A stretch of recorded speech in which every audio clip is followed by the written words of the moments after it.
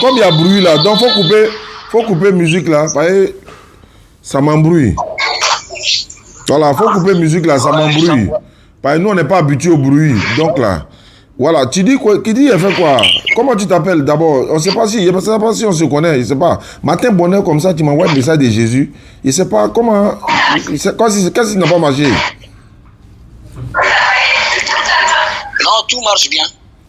Ah, mais si tout marche bien, moi je vois un message que je vais lire. Je vais lire le message parce que, voilà, ça m'a surpris même. J'ai dit, mais de quoi il s'agit? Ah, tu as supprimé. Mais il y a lu, il y a déjà lu. Oh. Même si tu as supprimé, il y a déjà lu. D'accord. Tu dis le jour, Jésus va se présenter à moi. Je vais faire ceci, cela. Pourquoi tu as supprimé? Bon, il a trouvé qu'il faut aller doucement, quoi. Bon, d'accord, je t'écoute alors. Il a déjà vu le message. Donc maintenant, je t'écoute. Voilà. Mon message est clair. Nourou, pardon, faut ouvrir mon sac là-bas. Il y a mon truc dedans là. Ouais, allons-y, ton message est clair, je t'écoute. Hein? Ouais, mon message est clair. En haut, là. Le Seigneur veut te donner la vie éternelle. C'est tout. Le Seigneur veut me donner qui? La vie éternelle. Ah, je suis prêt à prendre la vie éternelle. Pas vie éternelle, on ne trouve pas ça comme ça. Oh, oh ça ne se vend pas au marché. Oh. Donc là, si le Seigneur est prêt à me donner la vie éternelle, moi je suis prêt à prendre. Donc je trouve ça comment? De donner ma vie à Jésus. Jésus est Dieu, il n'est pas Dieu, tout ça c'est pas un problème. Mais lui, il veut te donner la vie éternelle. Donne-lui ta vie. Bon, je suis là, il faut me dis-lui de me donner, je suis prêt à prendre. Je fais comment pour prendre ça? Je fais comment? Ce qu'il faut faire, c'est de croire en lui et de lui demander l'Esprit de Dieu. Bon, je crois en lui. Seigneur Jésus, voilà. Seigneur Jésus, donne-moi ton esprit. Bon, Seigneur Jésus, donne-moi ton esprit. J'ai répété. Seigneur Jésus, donne-moi ton esprit.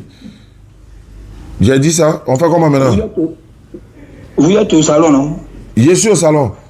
En famille. Je suis là déjeuner.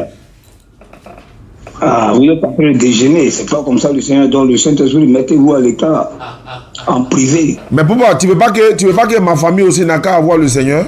Pourquoi tu te caches? Non, on ne se cache pas. Ah, mais faut dire ça à tout le monde. Ma famille aussi va entendre. Non, on ne prie pas le Seigneur de façon vulgaire. On prie avec assurance. Bon, je suis assis dans mon salon, je suis à la maison, ma famille est là, nous tous là, on veut goûter Seigneur là aujourd'hui. Donc, allons-y. Et ça tombe bien, je suis au Bénin. Donc, tous les Béninois là, tous les Béninois vont goûter Seigneur Jésus aujourd'hui. Donc, allons-y, on t'écoute.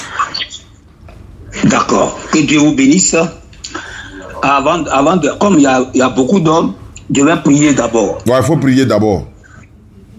Au nom de Jésus-Christ, le Dieu d'Israël, je te bénis, je te glorifie. Toi qui es venu dans la chair pour sauver l'humanité, voici des personnes écoutent à distance.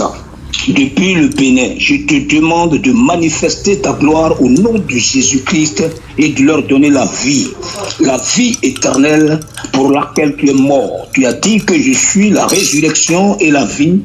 Nul ne vient au Père que par moi. Ta parole va être diffusée, glorifie ton nom et manifeste ta puissance. Ouvre leur cœur, ouvre leur esprit afin qu'ils comprennent différemment la parole au nom puissant de Jésus-Christ. Amen. Donc, faut amener maintenant. On a prié. Faut amener les enseignements maintenant. Voilà, il faut dire Amen d'abord. Amen, oh, Amen. Donc, faut amener. Parce qu'il a Amen. Amen, encore une fois, Amen. Donc, Amen maintenant, les arguments que tu as. C'est pas argument, c'est la parole de Dieu. Ah, d'accord, pardon. Faut amener la parole là. Faut amener la parole là. D'accord. Dans le livre de Genèse, chapitre 3, verset 15, suite au péché d'Adam et Ève, il faut mettre le téléphone sur haut-parleur. Ouais, ça est sur haut-parleur. Le monde entier t'écoute. Voilà, tout le monde va écouter. Suite au péché d'Adam et Ève, Dieu va dire, voilà, Dieu va dire à Satan, je mettrai inimitié entre toi et la femme. Non, faut dire Jésus. Faut dire Jésus va dire à Satan. Non, c'est moi qui prêche. C'est pas toi qui me donnes les mots et puis pour parler. Ah, mais toi, tu m'as dit. Oui, tu m'as dit Jésus est Dieu dans ton message. Tu ne peux plus dire encore Dieu dit à Satan. Faut dire Jésus dit à Satan. Là, je suis situé. Parce que quand tu dis Dieu dit à Satan, après tu vas aller parler de Jésus encore, tu vas me mélanger. Donc, faut dire Jésus dit à Satan. Là, on est clair que c'est lui qui est Dieu du début jusqu'à la fin. Je comprends ton idée. Donc, allons-y. Ok. Le monde fonctionne selon des temps qu'on appelle les dispensations. Vous comprenez? Oui.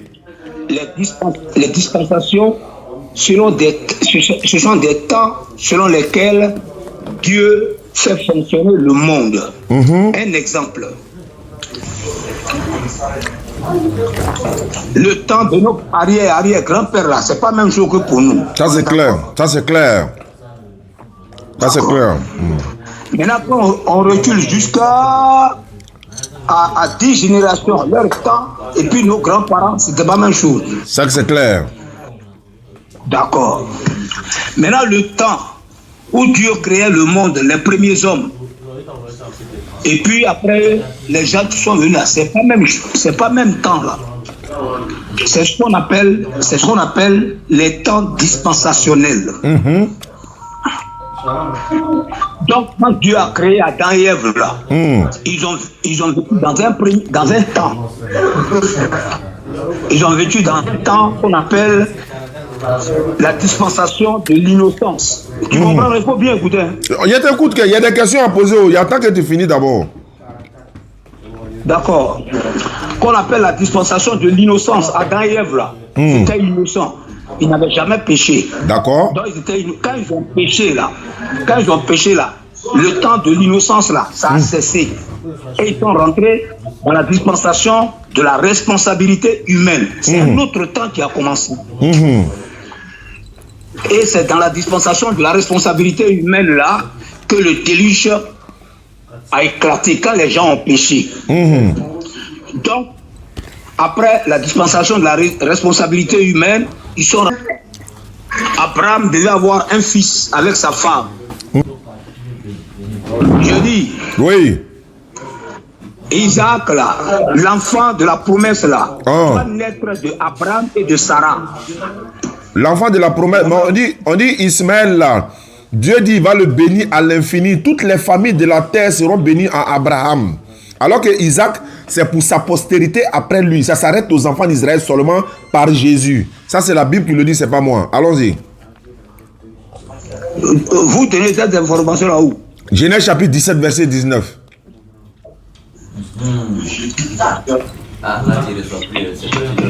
Genèse chapitre 17 19. Ouais, je suis à la page. Maintenant, c'est la révélation contre révélation maintenant. Parce que moi aussi, j'ai reçu des révélations que je vais t'en parler.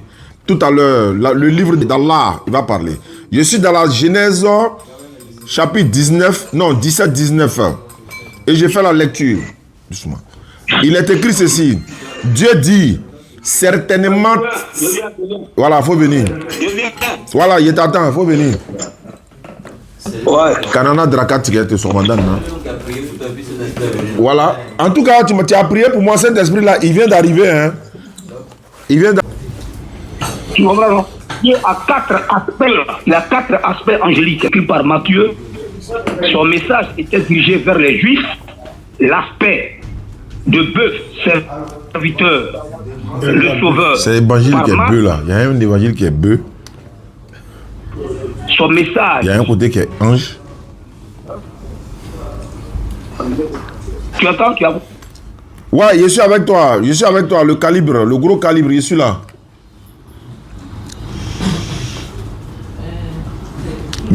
On t'écoute, hein. Toute la famille t'écoute, hein. D'accord? Luc a présenté Jésus-Christ comme le Fils de l'homme, comme un être humain. Et son message était pour les Grecs. Il a parlé de Jésus-Christ aux Romains. Et il a présenté comme étant le serviteur, le sauveur. Luc a parlé de Jésus-Christ en tant que l'être humain, le Fils de l'homme. Et Bon. son message Voilà. Maintenant, dans tout ça là, il vient. Voilà, dans tout ça là, Jésus même, attends, il vient ça. Dans tout ça là, Jésus même lui-même il s'est présenté comme un être humain. Débat est clos. Jésus lui-même se présente comme un être humain. Donc tout ce que Marc, Matthieu, Luc vont dire sur lui là, c'est que lui-même il a dit là. Il dit que lui il est un être humain. On fait comment? On le prend? C'est un être humain, c'est le fils de Marie. Marie l'a accouché dans la Bible, non? Ou bien Marie l'a pas accouché? Marie l'a accouché. Oui, attends, mais c'est vrai. Mais pourquoi il a dit ça? Je vais vous dire pourquoi il a dit. Il avait une mission. La mission de donner sa vie. Donc il fallait... Un esprit ne peut pas donner sa vie. Non. Quand cet esprit vient dans la Bible, c'est pas comme ça il parle. Ah, c'est qu'il n'est pas encore venu, c'est qu'il a retard. Il n'a qu'à venir d'ailleurs parce que moi, mon Saint-Esprit, là, lui, c'est déjà réveillé. Quand il a dit Genèse net, là, il a commencé à placer les versets dans ma tête en même temps. Mais Allah, le créateur des hauts, des cieux et la terre, lui, il est au-dessus du Saint-Esprit. D'accord. Donc, je suis dans la Genèse. On peut faire la lecture? Il a dit quoi? Genèse combien? Genèse 17, 19. Genèse chapitre 17, là, le verset 19. Oui, attends, je viens. Bien. Il a dit, Dieu dit, certainement, Sarah, ta femme, t'enfantera un fils et tu l'appelleras du nom d'Isaac. Vous comprenez? J'établirai mon alliance avec lui comme une alliance perpétuelle pour sa postérité. Après lui, pour sa postérité après lui. Non, je viens, pour sa postérité après lui. Il n'a pas dit, je vais établir mon alliance avec Isaac comme une alliance perpétuelle avec toute l'humanité. Non. Il dit pour sa postérité. La postérité veut dire c'est sa descendance. Maintenant, regarde au Genèse, le verset 20 dit quoi? Il faut lire le verset 20. Tu vas voir qu'il n'y a pas postérité. Non, attends, doucement. Il ne faut pas falsifier la parole de Dieu. Mais c'est ce qui est écrit. Attends, allons doucement. On va doucement. Non, allons doucement. On va doucement. J'établirai mon alliance avec lui. Vous comprenez? Oui. Dieu dit qu'il va établir son alliance avec Isaac. Oui. Il faut bien voir. Oui. J'établirai mon alliance avec lui. Oui, mais comme une alliance. Une alliance. Oui. Attends. J'établirai mon alliance avec lui. Oui. Ça, c'est le premier point. Deuxième point, comme une alliance perpétuelle. Perpétuelle veut dire qu'il n'a pas de fin. Très bien, mais avec qui? Pour sa postérité. Très bien. Pour sa postérité. C'est une alliance qui n'a pas de fin. Voilà, mais pour sa postérité après lui. C'est la Bible qui parle. Pour sa postérité après lui. C'est du français. Attends, je vais t'expliquer. Moi aussi, je connais ce passage-là. Donc, je voulais dire quoi? Non. Attends. Non, façon tu expliques là, c'est pas comme ça. C'est pour toi là qui est comme ça, quoi. Toi, tu dis, il a fait alliance avec Isaac, il n'a pas fait avec Ismaël. Mais son alliance qu'il a fait à Isaac là, c'est pas avec l'humanité tout entière pour dire sauver de l'humanité ou bien Jésus va venir. Non, on dit pour sa postérité après lui. C'est français. Pour sa postérité, pour ses descendants. Non. Il faut commencer le début. Oui, mais j'ai déjà lu. On dit. J'établirai mon alliance avec lui. Avec qui? Avec Isaac. Établir son alliance avec qui? Avec Isaac. Mais c'est quelle alliance? Parce que les deux enfants sont des alliances. L'alliance là. Attends, l'alliance ne va pas rester seulement avec alliance. Parce qu'il y a des peuples, le Seigneur a fait l'alliance avec eux seulement. Il y a eu 8 alliances. Il y a 3 alliances universelles et 5 alliances avec des gens ou bien avec le peuple d'Israël. Donc ici là, cette alliance là, c'est une alliance éternelle avec Isaac. Ça ne finit pas. Non, ça ne finit pas, mais c'est avec la postérité d'Isaac. Pourquoi tu n'as pas mis cette phrase là-dessus? Avec sa postérité là, pourquoi tu n'as pas ajouté ça? C'est une alliance. Je sais qu'on dit, c'est une alliance perpétuelle. C'est une alliance perpétuelle. Ça veut dire que ça ne finit pas, mais c'est pour sa postérité. Lui et puis sa famille. Lui et puis ses descendants, là, ses petits-enfants. Jusqu'à... C'est pourquoi quand Jésus arrive... Voilà, je viens. C'est pourquoi quand Jésus arrive là, Jésus dit, ma mission se limite aux enfants d'Israël. Voilà. Donc, non. Je ne débat pas comme ça. Oui, mais... On va à la base. Oui, mais c'est moi qui ai donné le verset. C'est moi qui ai donné le verset. Le Seigneur fait alliance avec Isaac d'abord. C'est à partir d'Isaac que l'alliance part. Il a fait aussi, il y a eu alliance aussi avec Ismaël. Il y a eu alliance aussi avec Ismaël. Ah, tu peux pas me dire ça? Ces deux fils sont des alliances. Après, on vient sur Ismaël. Voilà. Qu'est-ce que tu veux dire? Je vais dire ici. Il y a l'alliance ici, là. Il y a une alliance de la circoncision ici, là. Dieu a fait ça avec Israël. Non. Quelle est la finalité de la thèse que tu soutiens? Maintenant, je suis en train de te dire, voilà, je suis en train de te dire ici, comme tu m'as dit, le jour où Jésus va se déclarer à moi, là, moi, je dis, je suis prêt à recevoir Jésus. Comme tu l'as dit dans la Genèse là, il dit ici, Dieu dit qu'il va faire une alliance avec Isaac, mais avec la descendance d'Isaac, c'est pas l'humanité tout entière. Et il dit à l'égard d'Ismaël, au verset 20 de la Genèse 17, à l'égard d'Ismaël... Non, c'est toi qui dis, c'est pas... Est-ce que tu sais que le salut là, c'est un homme? Le salut, c'est pas un homme. Est-ce que tu sais que le salut là, c'est un être humain? C'est pas un être humain, le salut n'est pas un être humain. Le salut, c'est un être humain. Il dit le salut, c'est Dieu lui. C'est Dieu lui-même qui donne le salut. C'est pas un être humain. Non, Luc. Il faut lire Luc chapitre 2, verset 30. Le salut, c'est un homme. C'est Jésus qui est le salut. Attends, d'accord. Si tu dis c'est Jésus qui est le salut là, Jésus est le salut pour les enfants d'Israël ou bien c'est pour l'humanité tout entière? Non. Je vais te poser une question. Pose-moi une question. Tu peux m'expliquer pourquoi il y a 4... Est-ce que tu peux me dire pourquoi il y a 4 évangiles? Pourquoi il n'y a pas 5? Pourquoi il n'y a pas 6? Voilà, je peux t'expliquer ça. Il n'y a pas de problème, je vais t'expliquer. On est quitté dans salut est un homme. Jésus est le salut. Tu viens maintenant dans évangile. Il y a combien d'évangiles? Il n'y a pas de problème. Je vais te suivre partout, tu vas là. Malgré que tu m'as donné le Saint-Esprit ce matin. Mais laisse-moi parler.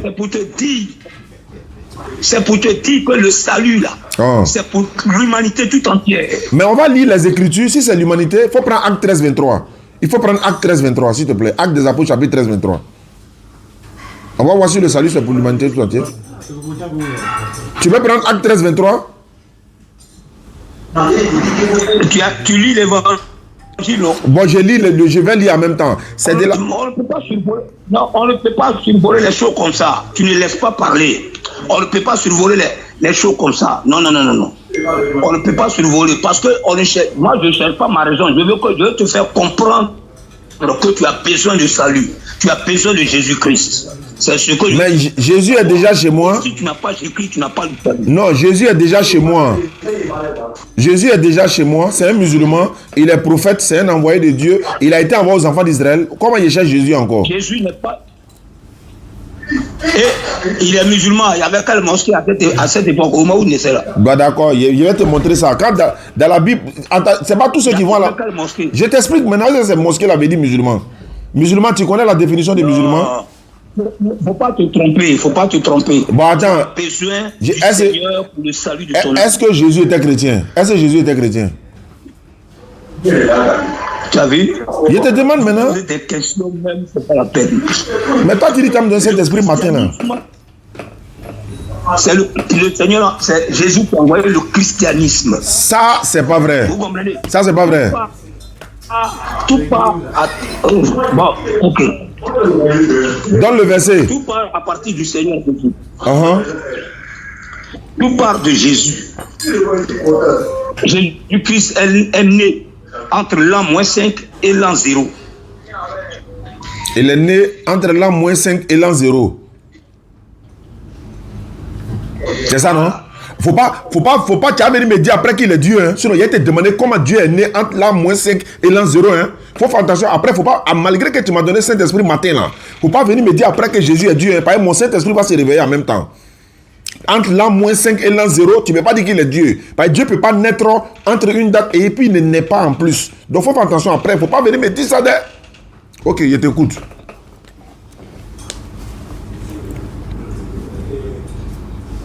Je t'écoute, hein. Tu as mis en entente. Ok. Je t'attends. Il faut qu'on prie les uns pour les autres, car le royaume des cieux est proche. Alhamdulillah Rabbil Alamin wa salatu wa salam ala Rasulillah. A'udhu billahi minash shaitanir rajim. Bismillahir rahmanir rahim. Alhamdulillah Rabbil Alamin. La louange est Allah qui est le Seigneur de l'univers. Allah dit dans le Coran al-Karim. Voilà. Au nom d'Allah, le tout miséricordieux, le très miséricordieux, dit, il est Allah l'unique, Allah le seul à être imploré pour ce que nous désirons. Il n'a jamais engendré, n'a pas été engendré non plus, et nul n'est égal à lui. Toute personne dans la sourate... Aïe. Attends, il y a un lancé, moi aussi j'ai prié. Alhamdulillah Rabbil Alamin wa salatu wa salam ala Rasulillah. Allahu la ilaha... Allahu la ilaha illa huwa al-hayyul qayyum la ta'khuzuhu sinatu wa la nawm. Attends, il a prié. Voilà, donc je disais comme ça. Voilà, bon. Moi, j'ai prié pour toi, pour que tu connaisses Jésus. Mais attends, moi aussi je vais prier pour toi. Attends, moi aussi je vais prier pour que toi tu connaisses le Dieu de Jésus. Tu as prié, il t'a écouté. Laisse-moi prier. Ou bien ma prière fait des effets. Ma prière là, ça fait des effets.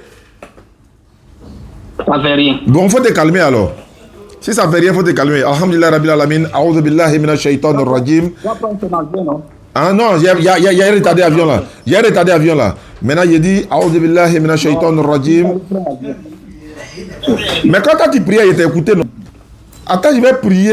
Ou bien, tu as peur de quoi? Je t'ai laissé prier, non? Bismillahirrahmanirrahim. Voilà, Bismillahirrahmanirrahim. Bismillahirrahmanirrahim. Voilà, Bismillahirrahmanirrahim. Bon, d'accord, je vais maintenant. Voilà, Amen. Maintenant, je dis ceci. Allah dit dans le Coran, dans la Bible même, je vais rentrer même directement dans la Bible.